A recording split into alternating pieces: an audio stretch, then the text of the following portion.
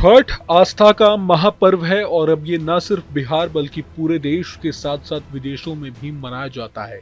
लेकिन दिल्ली में इस पर्व पर राजनीति बहुत भारी होती नजर आ रही है।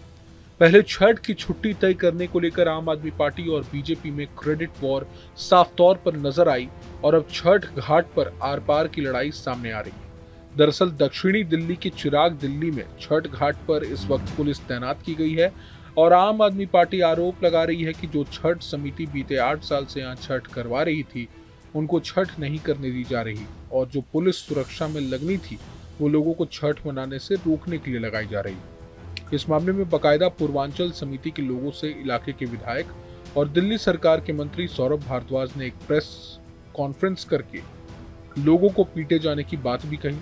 सुनिए।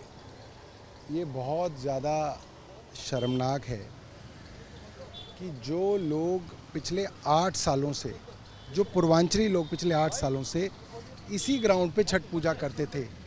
हमारे विश्वजीत झा भाई बिहार से आते हैं और उनकी जो मंडली आज उस छठ पूजा के ऊपर पुलिस का पहरा है और सीआरपीएफ का पहरा है। क्यों है भाई? क्या पूर्वांचली लोग अपनी छठ भी नहीं मना सकते?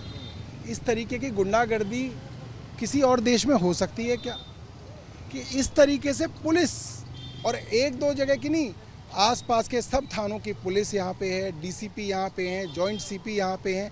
किस चीज़ की पहरेदारी कर रहे हैं कि कहीं जो पूर्वांचली गरीब हैं चिराग दिल्ली के, वो अपनी छठ यहाँ ना मना लें। वहीं आईटीओ स्थित छठ घाट का निरीक्षण करने पहुंची दिल्ली की मुख्यमंत्री आतिशी ने बताया कि 1000 के करीब कृत्रिम घाटों का निर्माण किया गया है, जहां पर कृत्रिम तालाब बनने से लेकर टेंट, लाइट, पानी, टॉयलेट सबकी व्यवस्था की जाएगी। तैयारियों का जायजा लेने के बाद सीएम ने दिल्ली में मनाए जाने वाले इस महापर्व पर दिल्ली सरकार के इंतजामों की जानकारी दी और बीजेपी को छठ जैसे आस्था के महापर्व पर राजनीति न करने की सलाह भी दे डाली। साथ ही साथ उन्होंने पूर्वांचलियों के अपमान का आरोप भी लगाया। सुनिए। जैसा कि आप सब जानते हैं, छठ का त्योहार हमारे पूर्वांचली भाइयों और बहनों के लिए सबसे महत्वपूर्ण त्योहार होता है।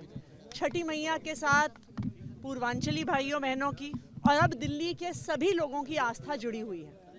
जब से दिल्ली में 10 साल से अरविंद केजरीवाल जी की आम आदमी पार्टी की सरकार बनी है, तब से जो सम्मान छठ के त्योहार को दिया गया है शायद इससे पहले कभी नहीं दिया गया था। 2014 तक पूरी दिल्ली में मात्र 60 जगह छठ की पूजा होती थी जो सरकारी तौर पे आयोजित होती थी। लेकिन मुझे खुशी है इस बात की कि आज 1000 से ज़्यादा लोकेशंस पर दिल्ली सरकार द्वारा अरविंद केजरीवाल जी के मार्गदर्शन में ऐसे शानदार छठ घाट बनाए जा रहे हैं। दिल्ली सरकार का पूरा तंत्र, चाहे ज़िला अधिकारी हों, चाहे इरिगेशन फ्लड कंट्रोल डिपार्टमेंट हो जो इन छठ घाट का निर्माण कर रहा है, चाहे दिल्ली जल बोर्ड हो जो जहाँ पे पानी का इंतज़ाम कर रहा है, पूरा इंतज़ाम दिल्ली सरकार द्वारा देखा जा रहा है। और आज मैं यहाँ पे आई हूँ आईटीओ पर, हाथी घाट पर, जो मुझे लगता है कि एक बहुत महत्वपूर्ण छठ घाटों में से एक है, जहाँ पे शायद लाखों लोग छठी मैया की पूजा के लिए आते हैं। तो पूरा इंतज़ाम बढ़िया चल रहा है और इसी तरह हमारे सारे विधायक, हमारे सारे मंत्री लगातार सभी छठ घाट का इंस्पेक्शन कर रहे हैं। हालांकि इस मामले में बीजेपी के भी तेवर कड़े हैं। बीजेपी की सांसद बांसुरी स्वराज ने उल्टा आम आदमी पार्टी पर ही इस मसले पर गंदी राजनीति करने का आरोप लगा दिया। बांसुरी स्वराज के मुताबिक इस छठ घाट की परमिशन सौरभ भारद्वाज ने ली ही नहीं और अब इस पर गंदी राजनीति कर रहे हैं। बीजेपी का ये भी आरोप है कि जिस यमुना नदी में छठ मनाया जाना है उसकी स्थिति इतनी खराब है कि लोग नदी में उतरकर छठ भी नहीं मना सकते। 23 सितंबर को आप देख रहे हैं कि जन सेवा समिति के लोगों ने जाकर प्रॉपर परमिशन ली है डीडीए के साथ और यहाँ पर उनको छठ के महापर्व को बहुत शानदार तरीके से मनाने की अनुमति दी गई है। माननीय मंत्री सौरभ भारद्वाज जी ने, उनकी नीयत तो इसी से दिख जाती है कि डीडीए के पास जाकर उन्होंने परमिशन तक के लिए फाइल नहीं करा। मैं माननीय मंत्री से पूछना चाहती हूं कि आज वो सनातन विरोधी, पूर्वांचली विरोधी, हिंदू विरोधी रवैया क्यों रख रहे हैं? आज वो अवरोध क्यों डाल रहे हैं? आप देख रहे हैं कि यहाँ पर घाट की खुदाई हो रही थी, आकर सिटिंग मिनिस्टर सौरभ भारद्वाज जी ने जेसीबी में से चाबी निकाल ली।